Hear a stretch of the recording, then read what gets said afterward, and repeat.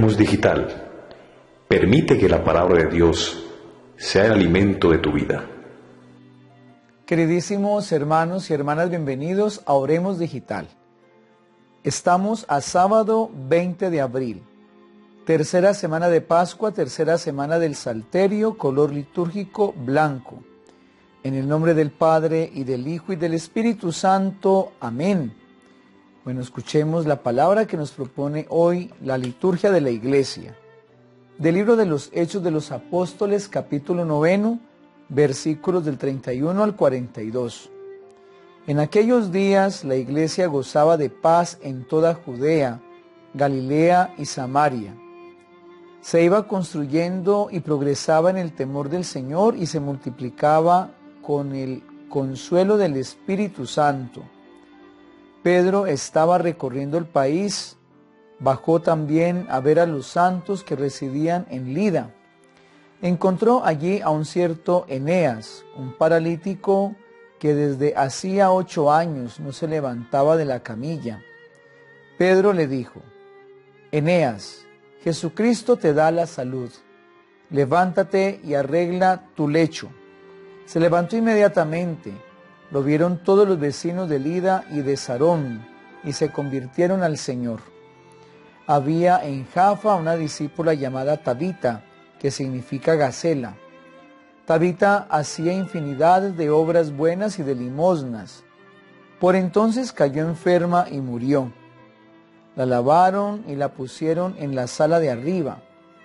Como Lida está cerca de Jaffa, al enterarse los discípulos de que Pedro estaba allí, enviaron 2 hombres a rogarle: no tardes en venir a nosotros. Pedro se levantó y se fue con ellos. Al llegar, lo llevaron a la sala de arriba y se le presentaron todas las viudas, mostrándole con lágrimas los vestidos y mantos que hacía gacela mientras estuvo con ellas. Pedro, mandando salir a todos, se arrodilló y se puso a rezar, y volviéndose hacia el cuerpo dijo: Tabita, levántate. Ella abrió los ojos y al ver a Pedro se incorporó. Él, dándole la mano, la levantó y llamando a los santos y a las viudas la presentó viva. Esto se supo por todo Jaffa y muchos creyeron en el Señor. Palabra de Dios, te alabamos, Señor. Salmo 115. ¿Cómo pagaré al Señor todo el bien que me ha hecho? Alzaré la copa de la salvación invocando el nombre del Señor. Cumpliré al Señor mis votos en presencia de todo el pueblo. Mucho le cuesta al Señor la muerte de sus fieles. Señor, yo soy tu siervo, siervo tuyo, hijo de tu esclava. Rompiste mis cadenas. Te ofreceré un sacrificio de alabanza invocando el nombre del Señor. Lectura del Santo Evangelio según San Juan, capítulo 6, versículos del 60 al 69. En aquel tiempo muchos de los discípulos de Jesús dijeron: este modo de hablar es duro. ¿Quién puede hacerle caso? Sabiendo Jesús que sus discípulos lo criticaban, les dijo: ¿esto los escandaliza? Y si vieran al Hijo del Hombre subir a donde estaba antes, el Espíritu es quien da la vida. La carne no sirve para nada. Las palabras que les he dicho son espíritu y vida. Y con todo hay algunos de entre ustedes que no creen, pues Jesús sabía desde el principio quiénes no creían y quién lo iba a entregar. Y dijo: por eso les he dicho que nadie puede venir a mí si el Padre no se lo concede.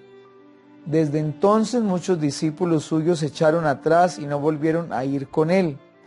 Entonces Jesús les dijo a los 12: ¿también ustedes quieren marcharse? Simón Pedro le contestó: Señor, ¿a quién vamos a acudir? Tú tienes palabras de vida eterna. Nosotros creemos y sabemos que tú eres el Santo de Dios. Palabra del Señor, gloria a ti, Señor Jesús. Hermanos, hermanas, vamos a decir 5 cositas muy sencillas de la palabra que hemos escuchado. En la primera lectura de hoy vemos entonces cómo la Iglesia comienza a gozar de mucha paz en la región de Judea, de Galilea y de Samaria. Y vemos también cómo se iba fortaleciendo porque estaba allí el Espíritu Santo de Dios. Y vemos dos acciones que los vamos a ver por separado. Entonces viene el primer mensaje. El enfermo paralítico que Pedro le devuelve la salud en el nombre del Señor. Vemos a la iglesia constituida, a la iglesia que gozaba de paz, o sea, una iglesia que estaba llena de Dios, y gracias a esa presencia de Dios, Pedro, como el primero de los apóstoles, puede devolverle a un hombre la salud, le puede devolver la capacidad de caminar. Y es que cuando la iglesia camina unida, junta, cuando la iglesia está en comunión, cuando la iglesia se deja iluminar de la presencia misma del Espíritu Santo, es una iglesia que levanta a tantos hermanos y hermanas paralíticos en sus vidas. ¿Cuántos de nosotros tenemos esa historia de una parálisis y que justo cuando Jesús nos mostró su presencia a través de un sacerdote, a través de una predicación, a través de un signo, entonces comenzamos a movernos, salimos de esas parálisis? Este primer mensaje que se convierta para nosotros también en una petición: Señor, sálvame de esta parálisis en tu nombre, Señor. Quiero volver a caminar como lo hacía antes, dejando atrás la pereza espiritual, la sedia. Segundo mensaje, había también una mujer, Tabita, que estaba muerta, y vemos cómo la oración de Pedro, la súplica de Pedro le devuelve a ella la vida. Y es que cuando en la iglesia, repito, caminamos unidos en comunión, en amor, en fraternidad, somos capaces de dar la vida a tantos hermanos y hermanas. A mí me ha pasado la experiencia como sacerdote que después de una celebración como la Semana Santa o la misma Navidad, que después de que las personas tuvieron esa conexión con Dios a través de un retiro, a través de una oración, entonces reconocieron que estaban muertas y que justo es el mensaje nuestro, el ejemplo nuestro, el testimonio nuestro, el que levanta de esa muerte espiritual a tantos hermanos. Tercera idea, ya está tomada del Evangelio, y es cuando la muchedumbre, especialmente los judíos, se cuestionan sobre Jesús. Este modo de hablar es duro. ¿Quién podrá hacerle caso? ¿Quién podrá hacerle caso? Aunque ese es un mensaje escrito hace más de 21 siglos, hoy se sigue repitiendo. Todos nosotros, al menos los latinos, sabemos muy bien quién es Jesús de Nazaret. Todavía de una u otra manera escuchamos su historia, vivimos las tradiciones enraizadas en el cristianismo y en el catolicismo, pero ¿será que todos seguimos a Jesús? ¿O será que muchos, o al menos la mayoría, piensa que Jesús es imposible para hacerle caso y que más bien los tenemos alejado? ¿Cuántos cristianos vivimos con una religiosidad a medias? ¿Sí? Como estos discípulos que más bien decidieron apartarse de Jesús.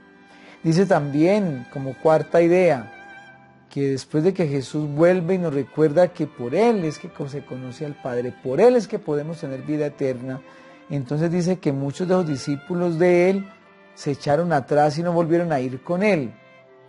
Y esto nos lleva a pensar muchas cosas. La primera de ellas, hermanos y hermanas, es que Dios es el gran incomprendido del mundo. A Dios nadie lo comprende. Por eso a Dios más fácil se rechaza que aceptarlo. Y qué triste cuando nosotros los cristianos católicos vemos tan difícil caminar con Jesús, caminar a la voluntad de Dios, que más bien preferimos quitarnos la idea del cristianismo, del catolicismo, y comenzamos a avanzar de una manera desbocada, libertina, ¿sí? Y viene la última idea, hermanos y hermanas, ante esta situación de que muchos se echan atrás y Jesús les dice a sus discípulos, ¿también se quieren ir? Pedro le responde, Señor, ¿a quién vamos a acudir si tú tienes palabras de vida eterna? Qué bueno que nosotros tengamos ese discernimiento, esa fe de Pedro, que reconozcamos que sin Jesús nos podemos perder y que solamente Él tiene palabras y tiene ese alimento sacramental que nos puede dar la eternidad. Dios los bendiga en el nombre del Padre, y del Hijo, y del Espíritu Santo. Amén. Un feliz día.